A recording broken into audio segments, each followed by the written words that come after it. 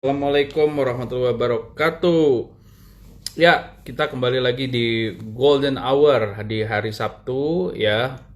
Hari ini 15 Agustus 2020 dan siang ini menuju sore langsung dari Cisarua Puncak Bogor saya akan ngajak ngobrol salah satu kawan saya, kawan baik saya yaitu Mas Reza Zaki atau Dr. Reza Zaki. Kita akan ngobrol-ngobrol topik yang relevan tentunya dalam konteks situasi saat ini buat teman-teman yang ragu-ragu masih mau kuliah gitu ya, lanjut S2 atau S3 mungkin gimana caranya, apa yang harus diprioritaskan dan lain-lain dan lain-lain. Siang ini kita akan ngobrol dengan Mas Reza Zaki yang sudah juga bergabung dengan kita pada sore hari ini. Kita langsung ngobrol dengan Mas Zaki ya. Kita akan invite untuk ngobrol-ngobrol banyak yang muda.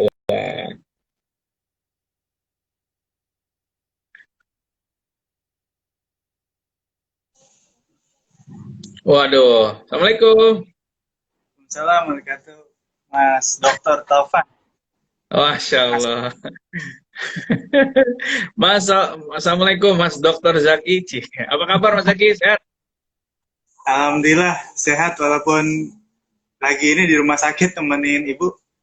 Masya Allah. Ini saya minta maaf dan mohon izin ini sama Mas Zaki. Terima kasih sudah meluangkan waktu pada sore hari ini. Kita akan ngobrol-ngobrol tentang topik yang renyah begitu dan langsung sama narasumbernya nih teman-teman sudah masih muda tapi sudah meraih gelar doktor dan prestasinya juga menginspirasi begitu.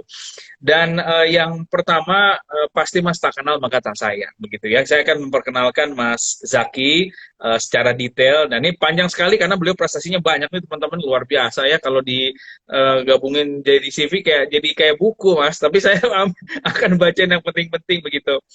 Mas Zaki, Dr. Muhammad Reza Syarifuddin Zaki SHMA adalah dosen hukum internasional, dosen hukum Universitas Bina Nusantara atau BINUS, Sekolah Tinggi Hukum Militer, Iblam School of Law, dan dosen tamu di Tsinghua University Taiwan. S1 di UGM ya, beliau mengambil hukum perdagangan internasional, lalu lanjut S2 Hubungan Internasional Diplomasi Perdagangan Cina di kampus yang sama di UGM dan nyebrang kali ini S3-nya ke Tanah Jawa Barat di Bandung yaitu Universitas Pajajaran menyelesaikan program doktoralnya di bidang hukum perdagangan internasional. Ini linear sekali Mas ya. Hukum internasional perdagangan ya, S1, S2 dan S3. Nah, nanti kita tanya kenapa beliau mengambil ini. Nah, penulis juga berpengalaman menjadi delegasi Harvard World Model United Nations, Belanda, Stockholm, MUN, Swedia, co-chairman Indonesia Model WTO, dan menjadi pembicara di berbagai macam forum internasional seperti Symposium International Southeast Asian Investment Market and Legal System Forum di Taiwan, dan lain-lain. Nah, yang luar biasa, saya masih terhubung dengan Mas Zaki. Mas Zaki juga seorang penulis buku, beliau adalah aktivis, yang menjadi ketua yayasan saat ini ya Mas, ketua yayasan Rumah Imperium, yang mana Rumah Imperium ini memperkenalkan saya dengan Mas Zaki 2015 kalau nggak salah. 2005 tahun lalu kita kenal ya dalam melalui Rumah Imperium. Dan koordinator umum Putra Daerah Membangun PDM yang tersebar di 34 provinsi. Lalu yang luar biasa, beliau sempat meraih penghargaan sebagai tokoh muda versi Koran Media Indonesia, tokoh filantropi milenial versi Koran Tempo, sosok majalah Garuda Indonesia, wakil rektor termuda di Indonesia versi Bucus from Indonesia, Rectors Award Binus University, banyak banget, buset deh, teman-teman kalau ada yang mau saya kirim, ini panjang sampai bawah. Pokoknya keren dah Mas Zaki ini. Nah, jadi dan belakangan ternyata YouTuber juga nih, content creator ya. Jadi ngomongin soal hukum, politik, ekonomi, kepemimpinan, sosial dan lain-lain. Nama channelnya Ruang Zaki ya Mas ya, betul ya? Ya, ini kaosnya saya Ya. pakai. Oke Mas, kita ngobrol dan kali ini kita waktu ngobrolnya kita maksimalkan kurang lebih 30 sampai 40 menit saja karena Mas Zaki sedang ada di rumah sakit. Semoga Ibunda lekas sembuh dan diberikan kesehatan yang prima setelah ini. Amin ya rabbal alamin.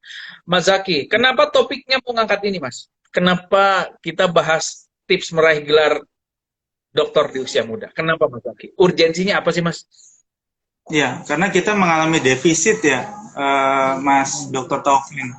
dari segi jumlah doktor dan dari segi jumlah profesor di Indonesia.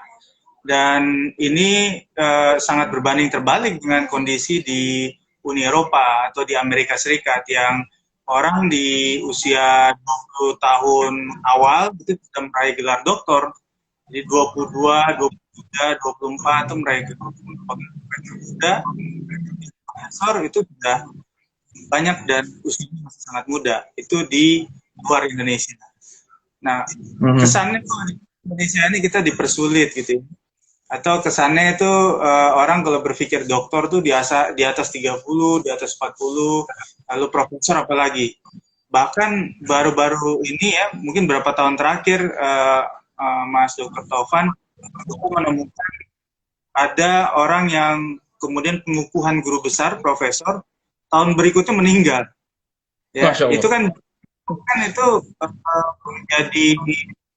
jadi ketar ketir karena ketika satu guru besar yang nggak ada maka akreditasi dia akan goyang gitu. Betul. Contoh saja itu kemarin nih sebulan yang lalu itu istrinya Pak Rektor meninggal, profesor. Jadi Pak Rektor dan istrinya rektor gitu ya, baru sebelumnya lagi ada lagi meninggal profesor. Jadi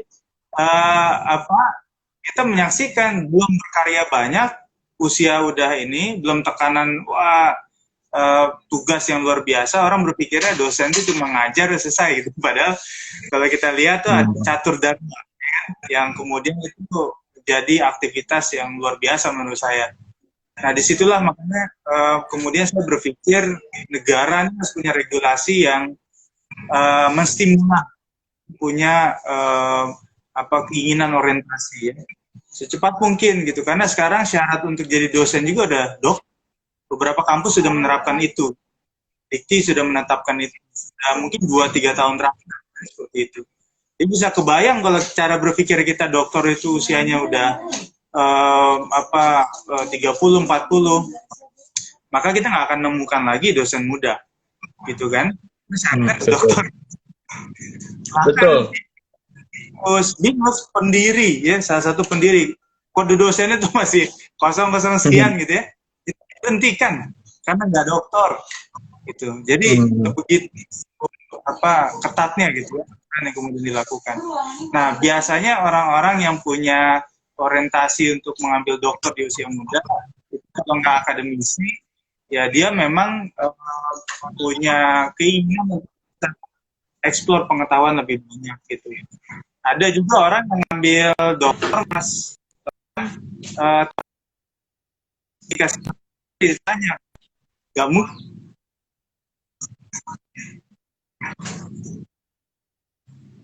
Mas Zaki, mohon maaf Mas, agak hilang suaranya tadi. Nah udah, sekarang udah normal.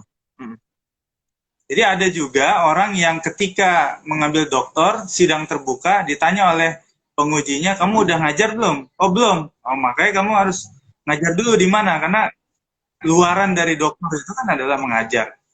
Betul. Dan beda antara dokter yang diraih dengan jalur akademik dengan dokter honoris causa. Dari segi teksnya aja beda. Kalau dokter akademik itu D-nya besar, R-nya kecil. Kalau dokter honoris causa itu D besar, R. Nah itu ada sempat yang bilang ke saya begini, Mas Zaki fokusnya di politik. Nanti dapat dokter sama profesornya langsung jalur istimewa kayak gitu. Jadi ada juga jadi kan S2 enggak gitu, atau bahkan S1 aja enggak tuh. Tapi dapat dokter honoris causa. Biasanya itu kalau udah masuk kabinet itu biasanya dapat atau bangsa 1-2 orang gitu ya. Dokter honoris causa. Jadi itu yang juga perhatikan ya.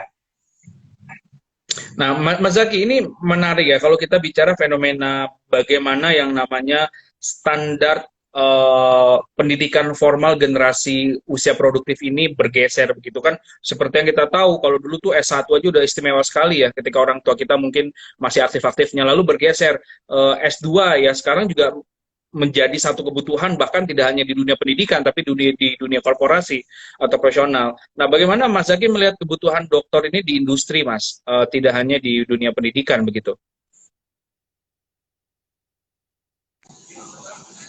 Halo Mas Zaki. Iya, iya, iya Mas. Ya, ya, ya silakan Mas. Ya, jadi tren hari ini memang saya melihat sejak ada berbagai macam kanal beasiswa ya Mas, itu Iya. memungkinkan orang itu untuk bisa menempuh studi dengan posisi paling tinggi yaitu tingkat doktoral. Jadi Mhm. mereka berpikir bahwa ini ada peluang nih buat saya, baik dia melalui jalur beasiswa maupun non beasiswa. Saya pun ketika pertama kali membimbing skripsi ketika di BINUS, itu mahasiswa saya itu yang pertama kali dari BINUS yang di luar negeri. Namanya rekomendasi lagi. Ada yang dua arbitrase. Susah apa enggak? Enggak mas, saya sendiri kayak itu. Wah ini mantap juga nih.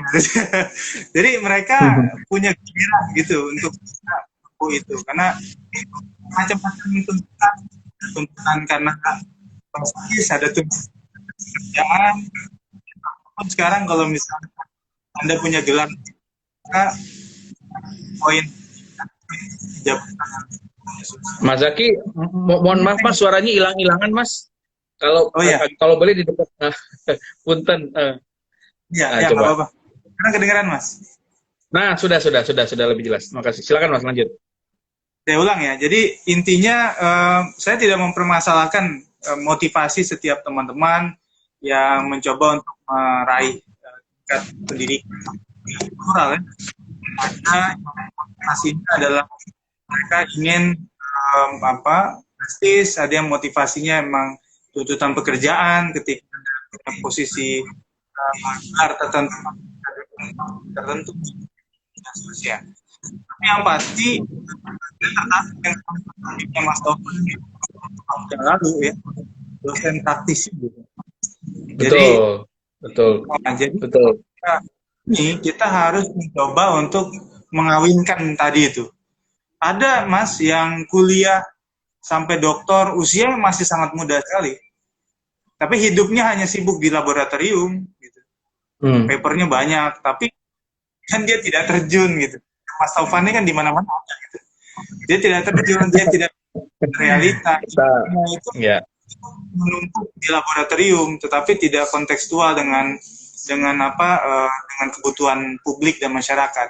Saya rasakan betul mas ketika 2012 lulus dari kampus kemudian mendirikan yayasan. Itu benar-benar ilmu kita itu diuji betul gitu ya. Karena ketika kita masuk ke masyarakat, itu segala macam persoalan masyarakat itu belum tentu ada di kampus jawabannya. Ya, kita mau berpikir bagaimana caranya menjadi problem solver, menyelesaikan itu sesuai dengan tipologi masyarakat yang kita temui. Nah, sehingga makanya kenapa kita dikasih 2 telinga dan 1 mulut, karena harus banyak mendengar. Gitu. Kan kesannya dari kampus itu tahu segalanya. Seolah-olah dia bisa menyelesaikan segalanya. Nah, ini yang juga harus menjadi concern kita bahwa mau sampai doktoral pun kemampuan kita untuk mau mendengarkan, untuk mau terus belajar, untuk bisa menurunkan ego kita yang saya sering belajar banyak dari Mas Taufan, kepribadiannya, menurut saya penting dibandingkan sekedar meraih doktor semudah mungkin gitu. Baik. Nah, Mas Zaki, begini Mas. Ini saya setuju tadi sama Mas Zaki ketika kita bicara kesempatan ya, beasiswa itu sangat banyak teman-teman. Opportunity-nya misalkan per hari ini ada 6 institusi di Asia menawarkan program online jarak jauh untuk jurusan bisnis manajemen dan tersedia berbagai macam sekali akses beasiswa. Belum lagi ada 3 program dokter online. Nah, ini menarik Mas Zaki. Kalau kita bicara program dokter online ini, kan trennya ini baru 2 tahun ini. Dari sisi efektivitas dan sebagainya begitu. Bagaimana Mas Zaki melihat apa bedanya program dokter yang mungkin ketika dulu konvensional kita dengan online begitu? Apa signifikansinya dan seberapa efektif Mas kalau kita bicara program dokter online ini? Saya ketika skripsi S1 Mas melakukan kajian terhadap kebijakan hukum internasional kalau perguruan tinggi asing itu buka di Indonesia. Dan itu sudah dibuktikan tahun kemarin atau tahun ini, itu kan Monash University udah buka di Jakarta Mas. Tapi bukan Monash College ya. Nah, kalau Monash University universitasnya. Nah, pada kajian itu kan ditemukan plus minus ketika ada perguruan ya Harvard buka di Sleman misalnya, Oxford buka di Kulon Progo gitu ya. Itu bagaimana Iya, betul. di tahun 90-an itu pernah sebenarnya Monash itu tertarik masuk ke Indonesia. Tapi kita nggak punya regulasi hukum nasionalnya, sehingga kemudian larilah ke Malaysia. Begitupun ketika kita bicara not Inggris itu ada di Afrika, ada di Cina, ada di Malaysia dan sebagainya. Nah, ketika kemudian kita melihat plus minusnya, apalagi kondisi COVID sekarang, itu seingat saya bahkan Amerika itu sudah mencoba untuk memulangkan seluruh mahasiswa asing yang masih semester depan itu akan kuliah online, kampusnya kuliah online. Ya, mereka suruh pulang. Jadi mereka pada galau itu kan, ada yang S3 baru berapa tahun, baru setahun misalnya, tapi udah suruh pulang dan seterusnya. Sebelum COVID juga saya tahu ketua PPI Dunia juga kuliahnya dari Depok. jadi ya, paling 1-2 semester kuliah terus habis itu kan balik ke negaranya lalu kemudian melakukan riset dan S3 praktis menurut saya sering banyak saya temui kan begitu. Jadi nggak full 4-5 tahun ada di sana atau 3 tahun ada di sana di negara lain. Tetapi bagi saya dengan kondisi hari ini itu pilihan.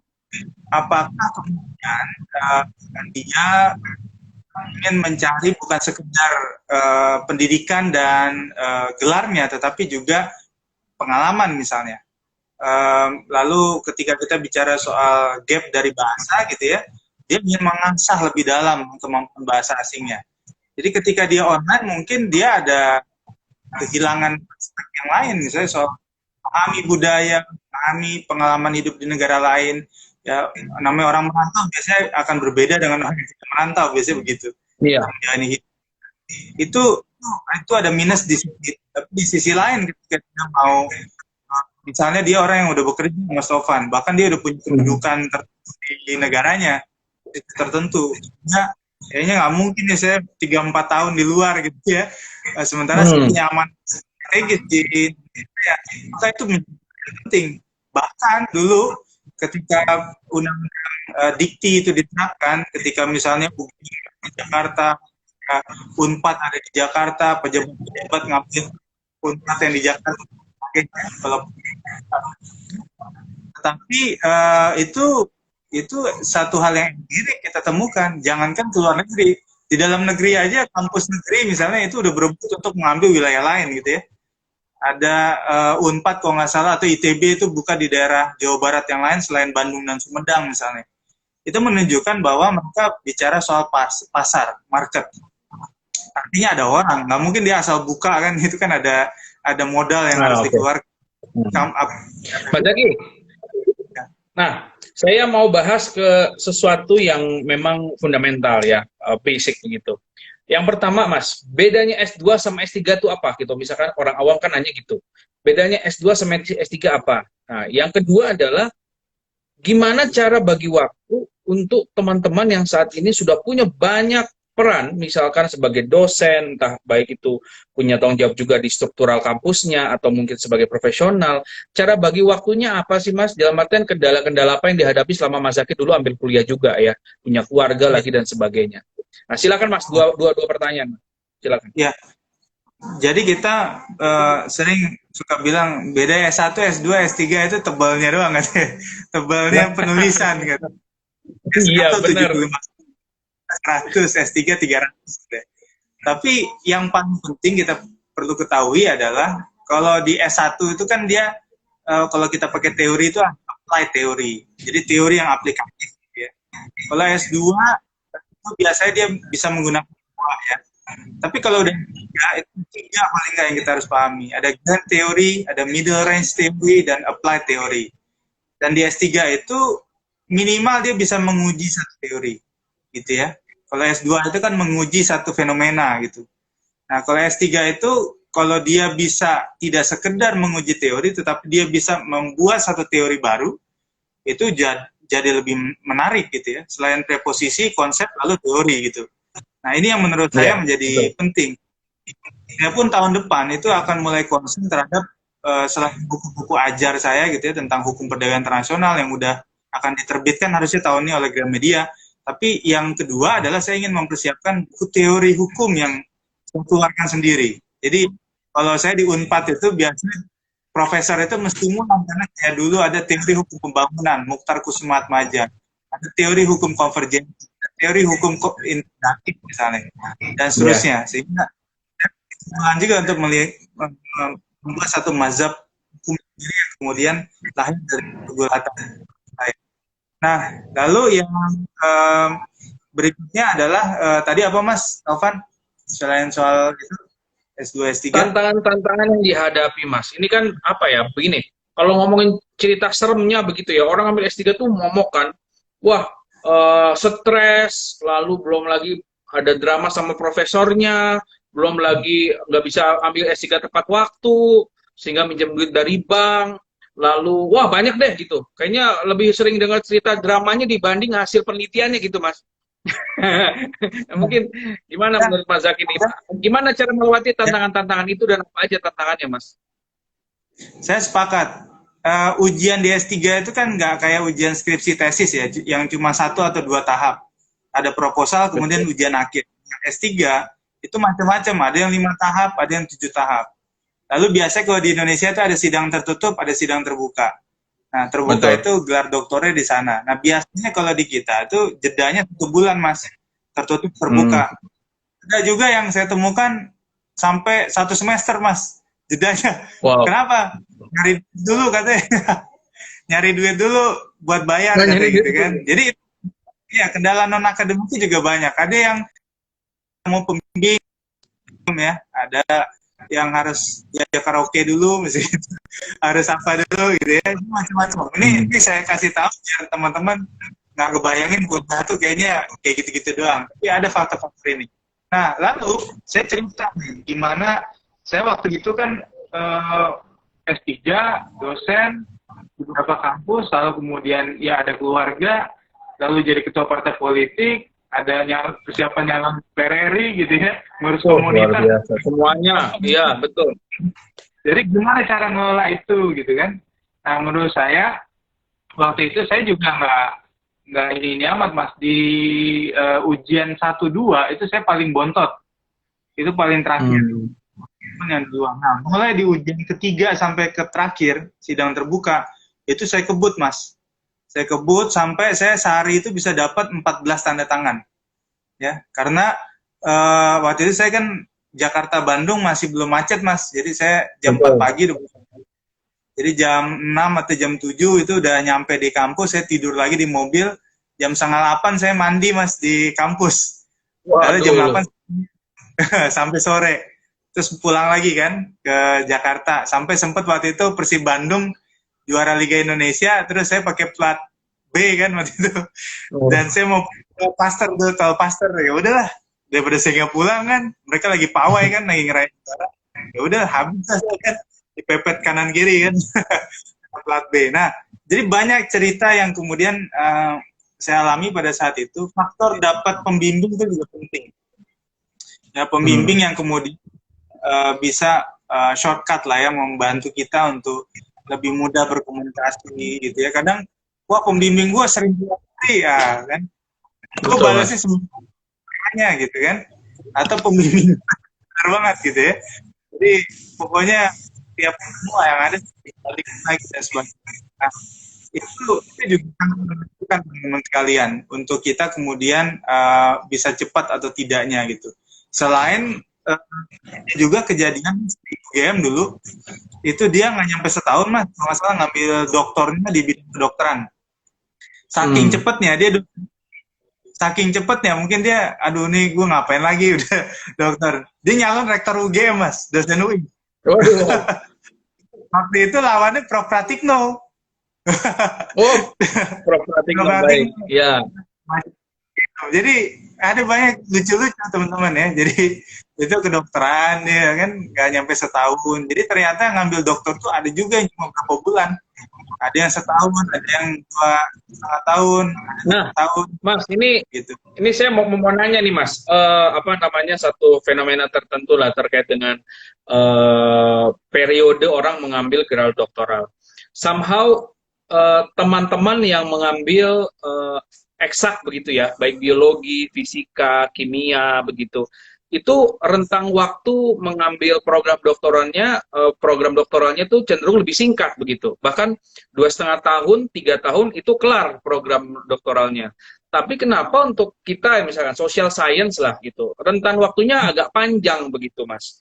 Nah, kan ini fenomena juga saya lihat di Malaysia juga seperti itu. Teman-teman yang kuantitatif, misalkan kuantitatif mostly dari eksak begitu ya, itu cenderung lebih singkat gitu. Kira-kira kalau penjelasan dari Mas Zaki sendiri gimana, Mas? Biasanya sekarang itu mahasiswa yang ambil doktor itu kan ada yang dia sebenarnya merangkap sebagai asisten profesor. Nah, Hmm. biasanya eksak dia cenderung diarahkan untuk nulis jurnal terindeks Scopus. Biasanya requestnya Q1, Q2, yang itu banyak banget, Mas, dibandingkan sosial humaniora. Jadi mereka itu Hmm. opsi itu jauh lebih banyak eksakta itu dibandingkan dengan sosial humaniora. Sama ketika di BINUS mau diumumkan siapa saja master-masternya Scopus di BINUS, itu pasti eksakta paling banyak dibandingkan sosial Hmm. humaniora. Sehingga mereka ketika bisa menempuh itu ya terbit gitu ya dipublikasikan, itu sudah memangkas waktu mereka untuk kemudian seperti kita gitu yang nyari gituan tuh susah. Kadang bahkan penulisan hukum ngambilnya di konferensi fisika gitu kan banyak Hmm, kejadian betul. gitu.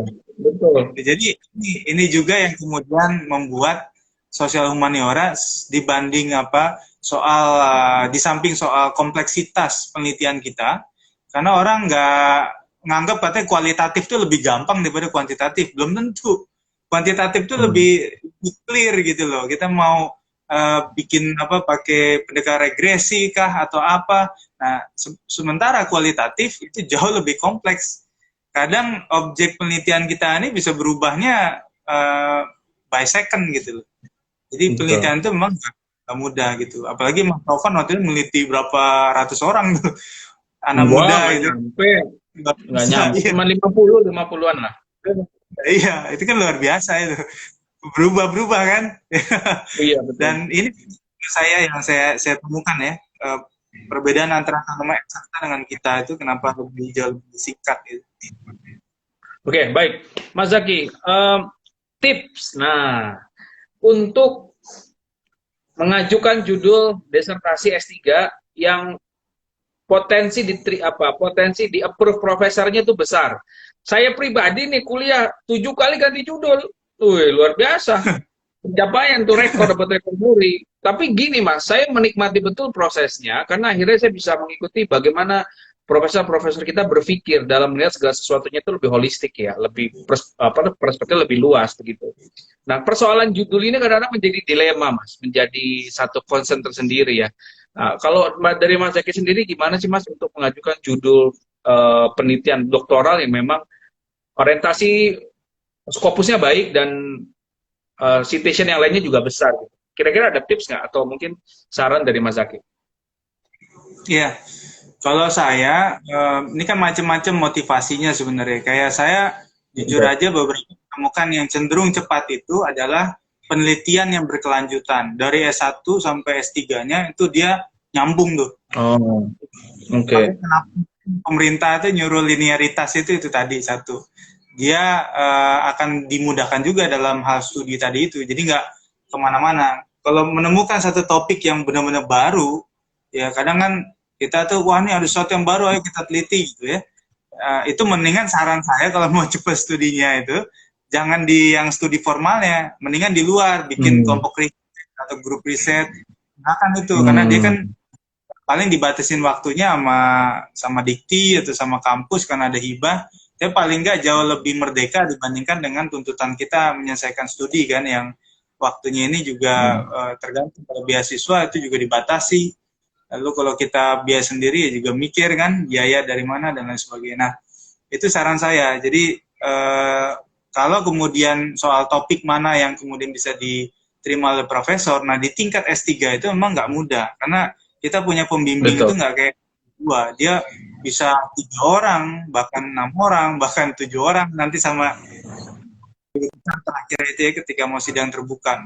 Sehingga kita akan dibenturkan dengan mazhab mereka masing-masing yang berbeda-beda. Yang satu mengatakan mazhab ini, yang satu begini. Itu hal-hal begitu harus kita persiapkan. Kadang kita ngeluh ya, tapi ya itu resiko ketika kita ngambil doktor. Itu. Jangan bayangkan ketika kita skripsi, paling nggak ada 2 pembimbing atau bahkan cuma satu. Yang satu aja udah pusing gitu kan, bolak-balik. Ini 6 orang, bayangkan. Ada promotor, kopromotor, oponen gitu ya. Yang itu bisa jadi juga bukan dari satu kampus yang sama. Bisa jadi dari luar kampus yang berbeda. Syukur-syukur kalau ada yang biarkan kita gitu kan. Paling nggak bisa dan sebagainya. Sehingga menurut saya tadi itu, kalau mau studi kita jauh lebih cepat, penelitiannya harus yang nyambung dari S1 sampai S3. Sehingga sebenarnya sebagian besar isinya itu sudah ada dari S2 kita. Kita tinggal melengkapi saja karena kita teori atau melahirkan teori baru. Itu sih saran saya, Mas. Oke, baik. Nah, mungkin 10 menitan lagi, Mas, kita diskusi ini. Kita bicara sekarang konteksnya lebih general lagi. Bagaimana Mas Zaki ini melihat usia produktif dan pendidikan saat ini? Dalam artian, sejauh mana pendidikan dan pergerakan pemuda itu punya hubungan gitu, Mas? Dalam artian kan, apakah butuh pendidikan yang tinggi dulu untuk bisa memulai inisiatif tertentu, atau gimana? Mungkin ada pandangan lain dari Mas Zaki melihat ini. Ya, karena menurut saya ketika kita membiarkan persepsi bahwa bikin beginian mah nggak perlu pendidikan, itu juga akan mengacaukan kita kan. Ketika iya betul. Bukan soal institusi pendidikan jadi kolaps, tetapi ya dalam segi transendental, dalam segi agama, dari segi apapun, orang yang nuntut ilmu itu ada derajat tersendiri, ada derajat yang lebih diberikan gitu ya. Jangan sampai kemudian kita berpikir dia kok bisa lulusan SMK bikin teori tentang bagaimana mini keretakan pesawat dan sebagainya, itu kan kasuistis. Mungkin ada satu itu, tapi jangan digeneralisir. Apa jadinya ketika negara kemudian dikelola oleh orang yang serampangan dalam konteks pendidikan, lalu dia memimpin seorang menteri pendidikan, nanti dia juga akan berpikir yang sama. Lalu orang untuk bisa memiliki pendidikan yang baik, sementara dia serampangan. Jadi kacau nanti pola yang kemudian kita mau bangun nantinya gitu. Jadi menurut saya cobalah untuk kemudian membangun satu roadmap pendidikan individual kita, keluarga kita itu jauh lebih terarah, baik, karena disitulah kemudian kita bisa dibantu untuk menganalisa setiap persoalan yang kita hadapi, mau itu dari sisi internal gitu ya, maupun soal kebangsaan dan seterusnya gitu. Karena tidak mungkin pendidikan itu tidak memberikan nilai tambah kepada kita, pasti memberikan nilai tambah. Pengalaman itu, ya, jauh memberikan kita penajaman dari pendidikan yang kita miliki. Menurut saya itu sih kuncinya. Ya, kata kunci adalah nilai tambah dan penajaman itu tadi. Nah, Mas, sekarang ini mungkin topik S3-nya terakhir, untuk pertanyaan terakhir ini, S3 bisa akan ada pertanyaan lagi terkait dengan Indonesia 75 tahun. Nah, pertanyaan terakhir terkait dengan S3 ini langsung ke judul kita. Tips praktis meraih gelar doktor di usia muda dari Mas Zaki. Nah, silakan. Ya, apa aja langkah-langkahnya gitu. Ya, buat saya gini, yang pasti ada beberapa faktor. Ada yang pertama, dia sejak kecilnya itu udah masuk sekolah di usia-usia yang abnormal ya. Orang masuk SD usia 7 tahun, dia 5 tahun udah masuk SD. Orang SMP tahun, dia 2 tahun doang. Orang SMA 3 tahun, dia 2 tahun doang. Bahkan ada yang masuk kuliah umur 14 tahun. Nah, itu ada yang modelnya gitu. Jadi dia mau tidak mau ketika memang dia mengejar sampai dokter, pasti usianya muda. Ada juga yang dia berusaha aja bisa misalnya melawan kebiasaan umum. Ya tadi ya, S3 itu biasanya 30-40. Nah, itu 30 tahun. Dengan cara bagaimana dia membangun waktunya itu sesuai dengan waktu yang tidak biasanya. Orang biasanya 4-5 tahun, dia paling tidak 3 tahun itu cepat S3. Ya, tapi tadi ada 1,5 tahun tuh luar biasa. Jadi di situ kuncinya, sehingga faktor tadi memilih bimbing, kemudian faktor kita menarik tentang waktu, saya pikir 3 tahun itu udah paling cepat ya. Kalau 1 tahun habis deh, banyak faktor. Nah, lalu yang berikutnya adalah pastikan jangan mencari topik penelitian yang mempersulit kita. Kalau kita punya betul sekali. S2, maka lanjutkan itu S2 itu, sehingga kuncinya apa sih? Anda ini kan ingin dianggap menjadi seorang ekspertis kan. Ngapain kuliah sampai S3, kemudian orang bingung, Anda ini ahli apa gitu kan. Karena kan pengen jadi ekspertis. Nah, pastikan orang melihat S1 sampai S3 kalian, itu clear gitu loh, kepakarannya di mana. Tinggal nanti penajaman aja, mau ini di mana. Ya. Tapi kalau kemudian penelitian kita bentar-bentar ini, sebenarnya besok ada yang baru berubah lagi. Orang juga ragu-ragu gitu. Sama kayak dokter kan, ada dokter spesialis. Nggak mungkin kemudian dia ngambil spesialis dokter gigi, dokter kulit, semuanya diambil, bingung. Nah, ini paling enggak yang penting, sehingga nanti teman-teman nggak bisa kesulitan ketika menuliskan topik tadi. S3 itu kalau di Indonesia, setahu saya 300 halaman minimal gitu ya. Nah, artinya teman-teman pastikan bagaimana caranya, ya pembahasan pasti harus 40% dari total semuanya kan. Nggak bisa bawa pembahasan dikit-dikit, itu juga pasti harus ditolak. Nah, teman-teman juga harus persiapkan, sekarang syarat untuk dipublikasikan di jurnal Scopus itu juga banyak, semua kampus hampir minta itu. Jurnal Scopus yang terindeks CQ1Q2 itu nggak sembarangan, itu bisa nunggunya aja 2 tahun atau setahun. Nah, bayangkan ya, kalau kita mau lulus 3 tahun, berarti 2 tahunnya itu kita nunggu jurnal kita di-approve apa enggak. Kita sebagai penulis pertama dan promotor co-promotor kita itu sebagai penulis kedua dan seterusnya.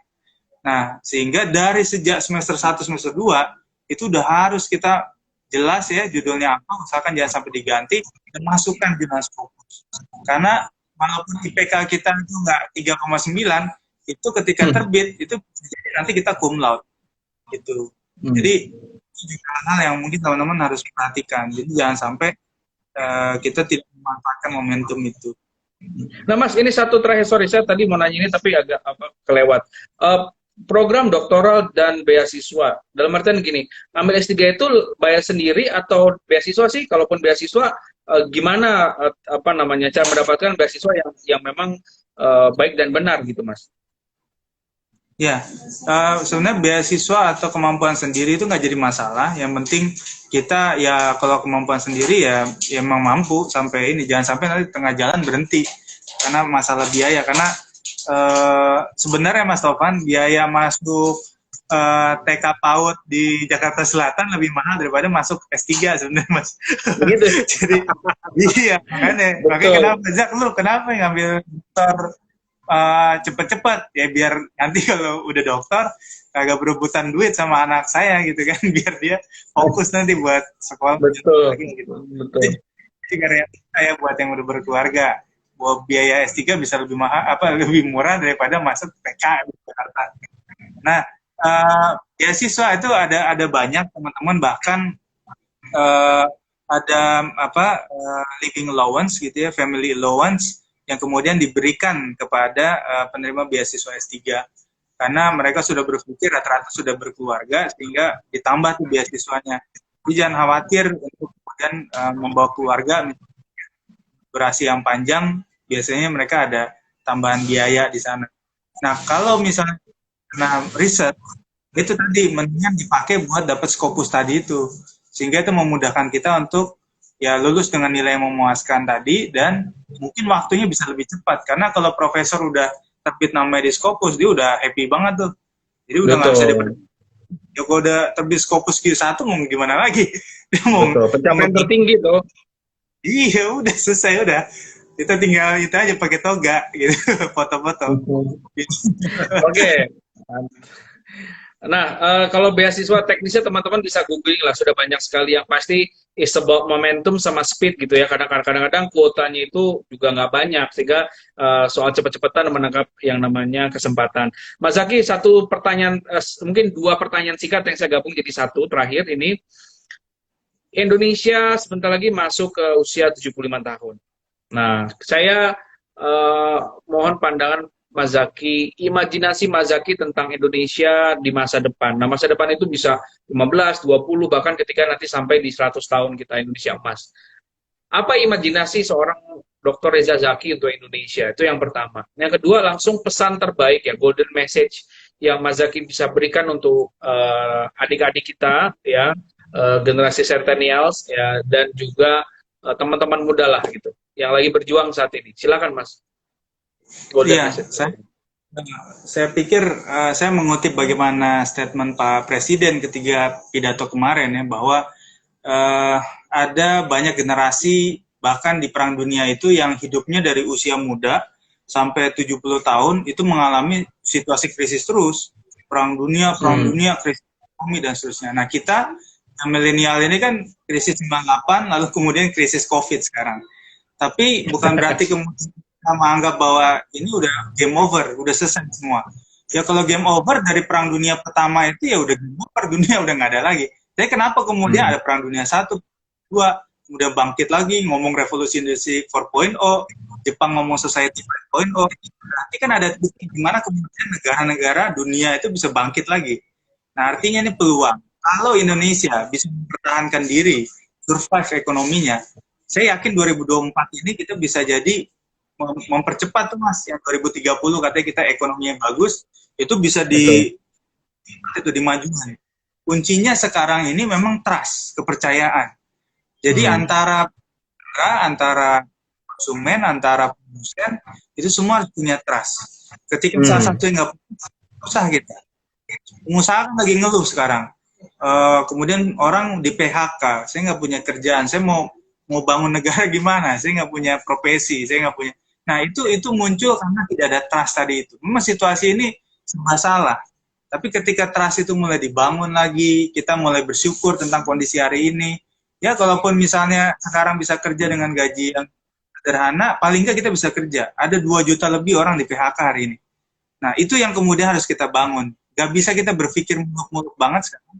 Kita bisa survive dulu gitu ya.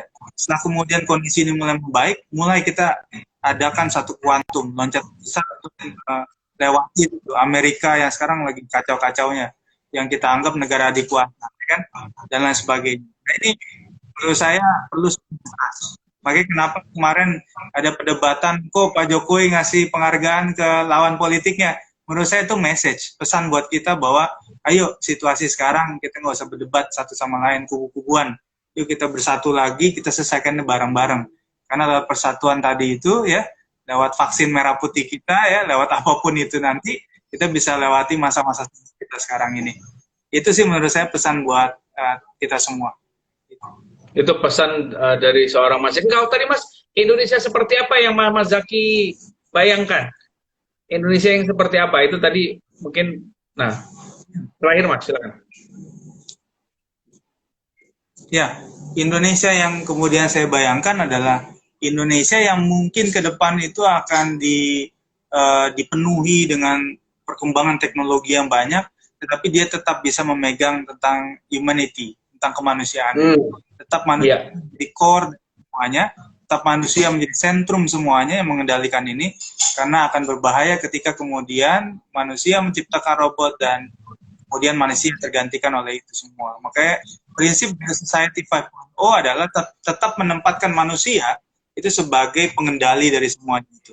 Makanya kenapa teman-teman mengambil spesialisasi pendidikan yang tinggi, bahkan mencapai profesor, itu karena ketika seorang yang ahli itu tidak akan bisa digantikan oleh teknologi secanggih apapun. Karena dia punya keahlian. Karena robot, ya, artificial intelligence itu nggak punya sensitivitas tadi itu ya. Dia bukan expertise gitu ya. Dia hanya bergantung pada apa kemudian dibangun sistemnya.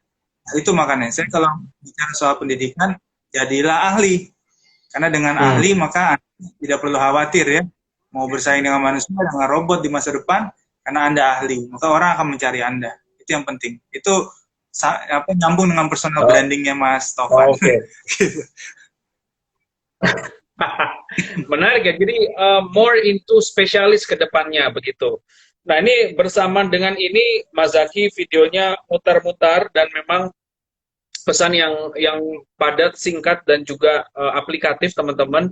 Dan tadi Mas Zaki izin karena memang saat ini sedang berada di rumah sakit. Mas Zaki, terima kasih Mas pesan penutupnya. Tadi sempat hilang sebentar dan kita pastinya berdoa untuk kesembuhan Ibunda Mas Zaki begitu.